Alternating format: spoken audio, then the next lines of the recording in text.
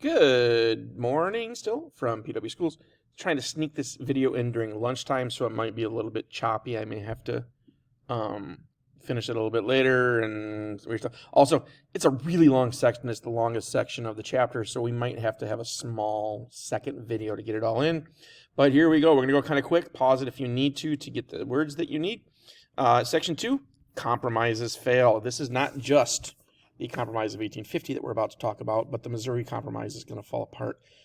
Some of the other slave compromises that had been created to try and keep us together are going to fall apart.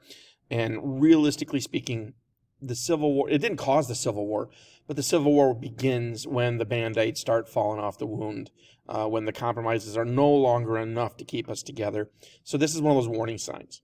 It's kind of like a warning sign if you get shot or have a huge cut on yourself and it starts bleeding again, you know you got a problem, and that's exactly what happens here. Our country is being cut in half, and we're trying to hold the wound together, but it's bleeding again.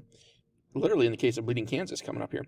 All right, so Section 2 starts with the Compromise of 1850. That's what was put together to admit California to the Union, and we're going to talk about the other parts that were added to it. It was a last-ditch, Hail Mary, desperation attempt to prevent the Civil War. It was terrible. It didn't work. In a compromise, each side has to give up something in order to get something back. In the case of this Compromise of 1850, what the North allowed to happen by far outweighed California being admitted to the Union. What the South got was not as bad in the long run as California being admitted to the Union. So it just didn't do the job a compromise could do. So why did they do it? Because the alternative was civil war. It held off the Civil War for 10 years, but that's the best you can say about the Compromise of 1850. So, what was the Compromise of 1850? It was the idea that Henry Clay came up with, and I'm having a really hard time getting these to show up, so they're going to pop up a couple at a time here. Come on, there we go. Okay. Henry Clay put together this compromise to admit California to the Union, make the rest of the states happy. He had to pass it in 5 different bills because each part of the compromise had a number of detractors in Congress. And if you add up the 20 that didn't like this one, and the 20 that didn't like this one, and the 20 that didn't like this one, you get enough people to kill the bill. So they had to pass it in 5 smaller bills, another piece of brilliance by Henry Clay to get it through. After they got the whole thing passed, and it took like a whole year to rip the thing through Congress, they finally got it through, and the president was going to veto it. Zachary Taylor, a president you won't hear about. He's one of the mediocre presidents that really didn't do much. Early presidents in American history, their job was really simple. As a matter of fact, it was a part-time job. He didn't do much, and in particular, because he died. He actually dies of cholera, an old world nasty disease. And Millard Fillmore takes his place, and Millard Fillmore is much more receptive to the Compromise of 1850. Millard Fillmore does not want the Civil War to start during his presidency. He doesn't want to be known as the guy that had the Civil War start. So he signs it. And the Compromise of 50 takes effect. And here's what each side gets in their compromise. Okay, the California got to be a free state. So that's the big prize in the long run, is California being a free state. It's the fastest growing state in the union. It has the gold. So that's what the North gets. And at first, that's huge. In the long run, it's going to be even bigger. But it doesn't help when it comes to the Civil War that much. In addition, the slave trade was banned in Washington, D.C. This is kind of a compromise. They didn't get rid of slaves. Slaves were still allowed to exist in Washington, D.C., but no new slaves could come in. And I believe they also got the slaves out of government buildings at this time. So there were still slaves in Washington, D.C., but there wasn't like open auctions of slaves where foreign dictators would be walking down the street and see like the kind of thing that had gone away 200 years ago in most places in the world. So that's a win for the Northerners who were just abhorred by the slaves in Washington, D.C. being sold openly. The South gets the end, at least theoretically, the end of the Underground Railroad. They have the ability to come north and to get their slaves back. And they get it made so that in the West, slavery was not outlawed, it was up to the people there to do it, which is what Lewis Cass, if you remember, suggested.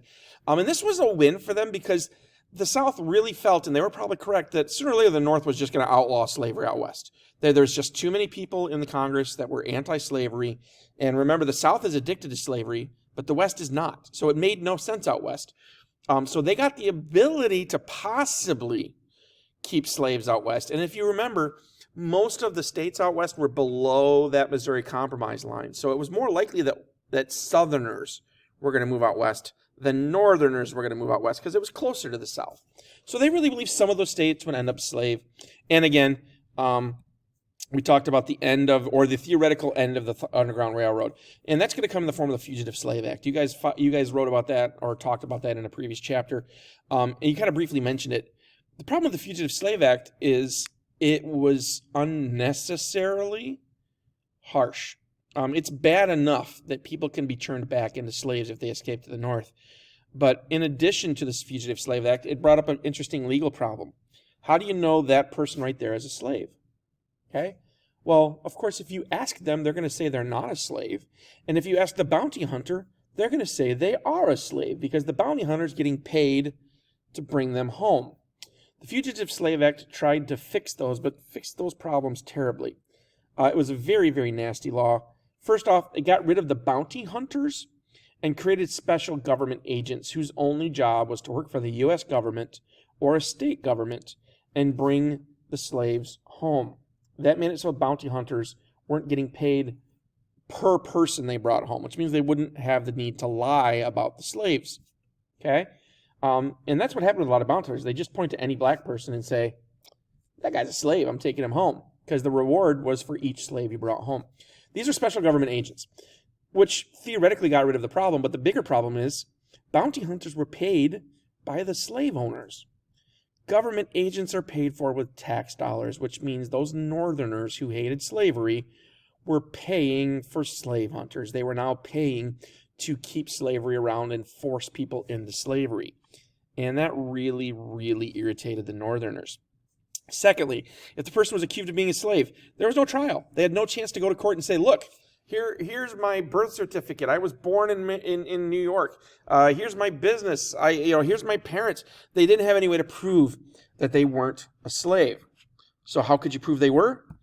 It just took one white person saying, yep, that guy's my slave, and they became a slave. So basically what they said was, we don't believe a slave or a black person when they say they're not a slave, but we will believe any white person that says that person is a slave. It was a harsh, completely unfair law, and of course it's going to be abused. Talk about that in a minute. So, what actually happened was the concessions made to each side in order to get what they wanted were way worse than what they got. The Fugitive Slave Act became one of the most controversial and worst laws in American history. It was abused. The Northerners, because it was being abused, simply didn't follow the law. As a matter of fact, those government agents that were supposed to round up the slaves were often abused and attacked and sometimes killed by locals up north. The farther north you got, the farther you got away from the South, like up in New England, they were just flat out not tolerated to the point where they stopped working. Those government agents simply would not work in those states. So that irritated the South because all of a sudden their tax dollars were going for something that didn't work. And according to them, those old bounty hunters did their jobs. And now we got these government agents that aren't doing their jobs. Of course, African Americans were being forced into slavery, many of whom had never been a slave. They were shop owners. They were laborers. They were people that came from Europe and had never been a slave. And all of a sudden they're just being grabbed, brought down south, and forced into slavery. And if you've ever seen the movie 12 Years a Slave, this is exactly what happened to that guy. And many, many thousands of African Americans who had fled to the north, and many thousands of African Americans who had never been slaves and just living in the north, just left for Canada. They're like, we're done with this. Canada never had slavery. So it was perfectly fine, or they had outlawed it like 200 years ago. So Canada was a refuge. We saw tons and tons of people live for Canada. And then, like I said, northern cities began together to fight off the slave catchers. So the Fugitive Slave Act, 1, was never effective. 2, irritated both sides and set up a huge conflict between the North and the South. Okay? So we now actually have like armed combat happening between government agents and cities. So the goal of the Fugitive Slave Act was to get Northerners to admit that Southerners have a right to have their slaves, and the exact opposite thing happened. It just proved how evil slavery was, that these people were willing to go take anybody and move them to the South, and it showed how unscrupulous, how evil Southern plantation owners were willing to be. Complete failure in every aspect. Come on. There we go. All right. The Fugitive Slave Act caused so much outrage that a woman named Harriet Beecher Stowe wrote a very famous book called Uncle Tom's Cabin. Her father was an abolitionist that had worked really hard to get slavery outlawed. Her family had been one of the stops on the Underground Railroad, and she wrote a book about a slave named Uncle Tom and a very nasty slave owner and overseer named Simon Legree. Eventually, the slave is beaten to death by his master. It becomes a bestseller in America, and of course, everybody kind of knew slavery was bad, but nobody knew exactly how bad it was, and everybody thought that Harriet Beecher Stowe was exaggerating in her book and making it look worse than it was, until some people started going down south to investigate it and saw that, in a lot of cases, it was way worse than even Uncle Tom had been treated. So now slavery becomes like a national issue, and it goes from being about politics, like should the South be left alone to do what they want? Should the North be able to tell the South what to do? And it turns slavery into a moral crusade. It is no longer tolerable. There were a lot of Northerners that refused to tolerate slavery, and then there were a lot of Northerners that were okay with it in the abstract, but of course, if you asked them directly, they'd say, well, I'm kind of against it.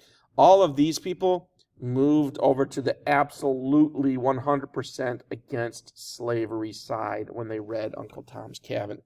And now we're going to see a united North. Okay?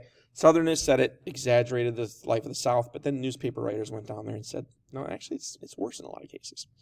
Next, we get the Kansas-Nebraska Act. This was a outgrowth of that decision to allow Western states, and this is the West back then, not all the way over here, to decide their own on slavery. Okay? So Kansas was going to get added to the Union, and Nebraska was.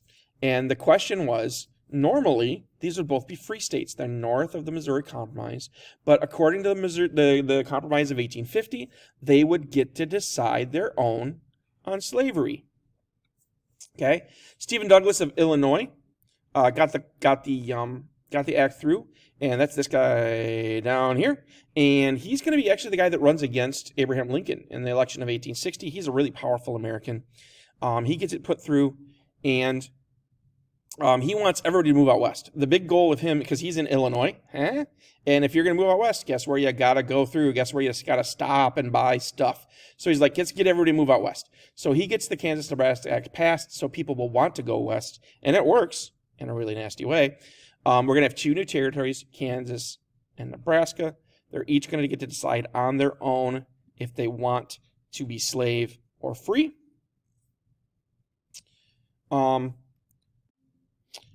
So the Kansas-Nebraska Act, what are we doing here? Come on now. What's up? So according to the Compromise of 1850, they're going to get to vote on their own. And the Southerners felt that we can actually add Northern Territory as slave states. That would be a huge deal for them. If they can get enough people into those states, those northern western states would join the South and become slave. And the Northerners felt betrayed because they already had a compromise. They already had the Missouri Compromise that said these are automatically free states. So what are you doing here? Douglas is from a free state. He's theoretically a Northerner. He's out west, but he's joining the North. And this guy opened up slavery, the concept of slavery, in an area that otherwise never would have had it. And he's going to become a controversial figure in American history. Come on, let's go. Okay, so this officially kills the Missouri Compromise. The second part of the Missouri Compromise was we draw a line. Everything north of that's free. Everything south of that's slave. And that's dead. It's over. Okay? All of a sudden, slavery gets to be a local issue. It gets to be voted upon by people. And all of a sudden, all this area out west could theoretically be slave when it wasn't originally going to be. And we're going to have to finish these notes. There's like 2-3 more slides. We'll do it in another one, and I will send that out to you a little bit later. But that gets you at least going.